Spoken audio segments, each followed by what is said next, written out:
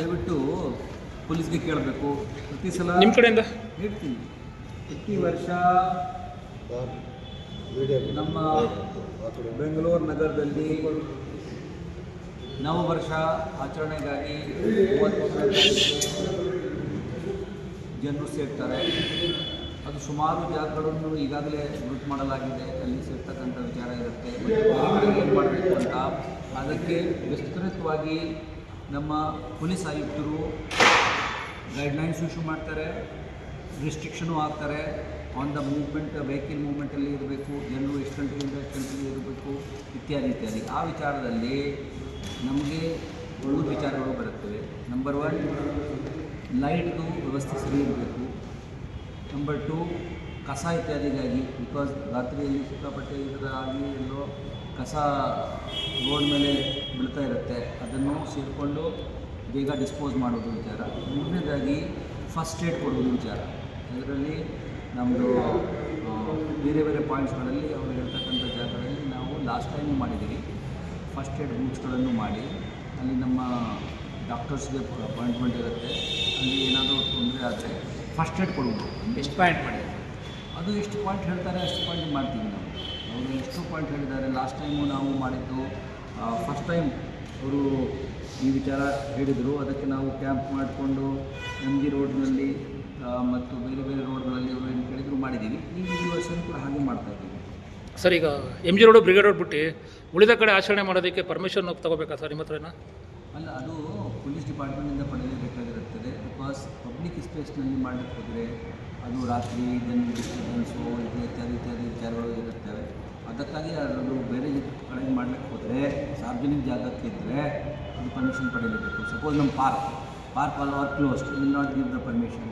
Road ಮೇಲೆ ಬಂದರೆ it is traffic police and police commissioner, they will give the permission or not give the permission.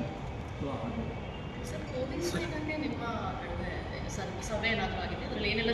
ಇನ್ನೂ last time ಆ ಥರ ಆಗಿಲ್ಲ. ಅವರು ಏನು ನಮಗೆ ಕೇಳ್ತಾರೆ, ಅದು ಲಾಸ್ಟ್ ಟೈಮ್ ಪತ್ರನೂ ಬರೆದಿದ್ರು. ಬಟ್ ಈ ಸಲ ಅದನ್ನು ಕೂಡ ನಾವು ಮೊದಲನೇ ಅವ್ರಿಗೆ ಹೇಳಿದ್ದೀವಿ, ಎಲ್ಲೆಲ್ಲಿ ಬೇಕು ಅಂತ ಮಾಡಿ ವ್ಯವಸ್ಥೆ ಮಾಡಿ ಕೊಡ್ತೀವಿ. ನಮ್ಮದು ಫುಲ್ ಅವ್ರ ಜೊತೆಗೆ ಪೊಲೀಸ್ಗೆ ನಾವು ಬೆಂಬಲ ಕೊಡ್ತಕ್ಕಂಥ ವಿಚಾರ ಇದೆ.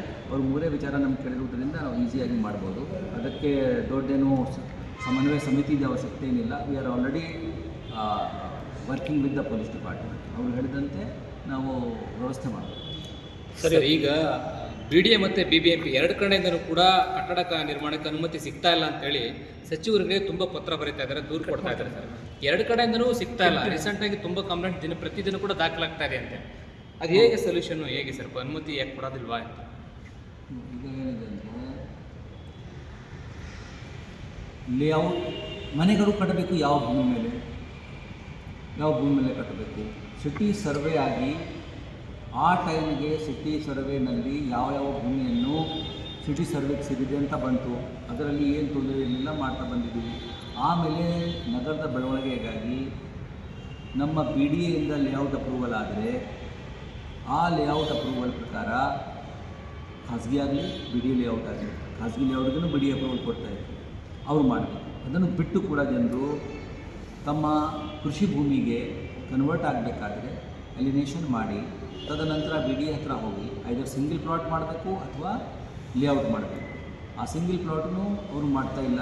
ಅವರು ಮಾಡಿ ಸುಮಾರು ಕಡೆಗೆ ರೆವೆನ್ಯೂ ಲೇಔಟ್ ಮಾಡಿ ಮಾರಾಟ ಆಗಿದೆ, ಸುಮಾರು ಕಡೆಗೆ ಅವರು ಎಲಿನೇಷನ್ ಮಾಡಿ ತದನಂತರ ಯಾವುದೂ ಮಾಡಿಲ್ಲ. ನಮ್ಮ ಹತ್ರ ಬಂದು ಡೈರೆಕ್ಟಾಗಿ ಖಾತಾ ಮಾಡಿಕೊಂಡು ಹೋಗ್ಬಿಟ್ಟಿದ್ದಾರೆ. ಹೀಗಾಗಿ ನಗರ ಪ್ಲಾನಿಂಗ್ ದೃಷ್ಟಿಯಿಂದ ನಮ್ಮ ಕಾನೂನಿನಲ್ಲಿ, ಕಾಯ್ದೆಯಲ್ಲಿ, ಕರ್ನಾಟಕ ಟೌನ್ ಆ್ಯಂಡ್ ಕಂಟ್ರಿ ಪ್ಲಾನಿಂಗ್ನಲ್ಲಿ ಯಾವುದೊಂದು ಅಥಾರಿಟಿಯಿಂದ ಅಪ್ರೂವಲ್ ಆಗಲೇಬೇಕು. ರೈಟ್ ನಾವು ಪ್ಲಾನಿಂಗ್ ಅಥಾರಿಟಿಯಿಂದ ಅಪ್ರೂವಲ್ ಆಗಬೇಕು ಅಂದರೆ ಪ್ಲಾನಿಂಗ್ ಅಥಾರಿಟಿ ಇಸ್ BDA. ಅದರಲ್ಲಿ ಈ ಎಲ್ಲ ವಿಚಾರಗಳು, ಪ್ಲಾಟ್ ಇತ್ಯಾದಿ ಕೆಲವು ಎಕ್ಸ್ಟೆಂಟ್ಗಿಂತ ಕಡಿಮೆ ಇರ್ತಕ್ಕಂಥ ವಿಚಾರಗಳಲ್ಲಿ ನಮ್ಮ ಹತ್ರನೇ ಬಂದು ಜನರು ಪ್ಲಾಟು ಅಪ್ರೂವಲ್ ಪಡೆಯಬಹುದು ಅಂತ, ಸಿಂಗಲ್ ಪ್ಲಾಟ್ ಅಪ್ರೂವಲ್ ಪಡೆಯಬಹುದು. ನಾವು ಕೂಡ ಪ್ರಸ್ತಾವನೆ ಸರ್ಕಾರಕ್ಕೆ ಸಲ್ಲಿಸಿದ್ದೇವೆ. ಹೀಗಾಗಿ ಸದ್ಯಕ್ಕೆ ಅವರು BDA ಹತ್ರ ಹೋಗಬೇಕು. BDA ಅವರು ಸಿಂಗಲ್ ಪ್ಲಾಟ್ ಅಪ್ರೂವಲ್ ಕೊಟ್ಟರೆ ಆ ಪ್ರಕಾರ ನಾವು ಇಲ್ಲಿ ಅವರಿಗೆ ಬಿಲ್ಡಿಂಗ್ ಪ್ಲಾನ್ ಪರ್ಮಿಷನ್ ಕೊಡ್ತೀವಿ. ಆ ರೀತಿ ನಿಯಮ ಇಲ್ಲ, ಅವ್ರ ಹತ್ರ ಇಲ್ಲ, ಅವರಿಗೆ ತೋರಿಸ್ಲಿಕ್ಕೆ ಆಗ್ತಾ ಇಲ್ಲ ಆದರೆ ಸ್ವಲ್ಪ ಕಷ್ಟ ಉಂಟಾಗ್ತಾ ಇದೆ. ಅದಕ್ಕಾಗಿ ನಾವು ಒಂದು ಪಾಲಿಸಿ ತಯಾರು ಮಾಡಿಕೊಂಡು ಸರ್ಕಾರದ ಮುಂದೆ ಮಂಡಿಸ್ತಾ ಇದ್ದೇವೆ. ಆ ಪ್ರಕಾರ ಕೆಲವು ಸಡಿಲಿಕೆ ಮಾಡಿದ್ದಾರೆ. ಯಾಕೆಂದರೆ ಅದು ಕಟ್ಟಿಬಿಟ್ಟಿದ್ದಾರೆ, ಅದಕ್ಕೆ ಆಗಬೇಕಾದ್ರೆ ಕೆಲವು ನಿಯಮಗಳು ತನಿಖೆ ಆಗಲೇಬೇಕು. ಅದು